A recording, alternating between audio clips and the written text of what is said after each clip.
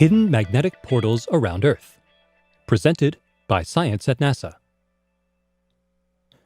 A favorite theme of science fiction is the portal, an extraordinary opening in space or time that connects travelers to distant realms.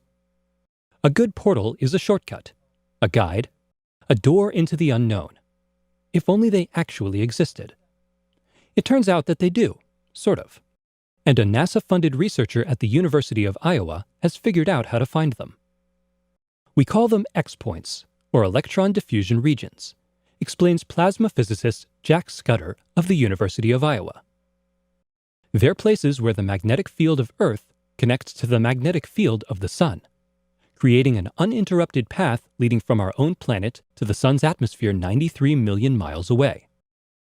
Observations by NASA's Themis spacecraft and Europe's cluster probes suggest that these magnetic portals open and close dozens of times each day. They're typically located a few tens of thousands of kilometers from Earth, where the geomagnetic field meets the onrushing solar wind. Most portals are small and short-lived. Others are yawning, vast, and sustained. Energetic particles can flow through the openings, heating Earth's upper atmosphere, sparking geomagnetic storms, and igniting bright polar auroras. NASA is planning a mission called MMS, short for Magnetospheric Multiscale Mission, due to launch in 2014 to study the phenomenon. Bristling with energetic particle detectors and magnetic sensors, the 4 spacecraft of MMS will spread out in Earth's magnetosphere and surround the portals to observe how they work. Just one problem: finding them. Magnetic portals are invisible, unstable, and elusive. They open and close without warning, and there are no signposts to guide us in, notes Scudder. Actually, there are signposts, and Scudder has found them. Portals form via the process of magnetic reconnection. Mingling lines of magnetic force from the Sun and Earth crisscross and join to create the openings. X-points are where the crisscross takes place. The sudden joining of magnetic fields can propel jets of charged particles from the X-point, creating an electron diffusion region. To learn how to pinpoint these events, Scudder looked at data from a space probe that orbited Earth more than 10 years ago.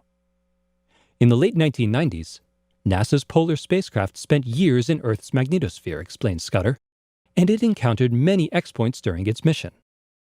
Because Polar carried sensors similar to those of MMS, Scudder decided to see how an X-point looked to Polar. Using Polar data, we have found 5 simple combinations of magnetic field and energetic particle measurements that tell us when we've come across an X-point or an electron diffusion region. A single spacecraft, properly instrumented, can make these measurements. This means that a single member of the MMS constellation, using the diagnostics, can find a portal and alert other members of the constellation. Mission planners long thought that MMS might have to spend a year or so learning to find portals before it could study them. Scudder's work shortcuts the process, allowing MMS to get to work without delay. It's a shortcut worthy of the best portals of fiction, only this time the portals are real. And with the new signposts, we know how to find them. For a portal to more NASA science news, visit science.nasa.gov.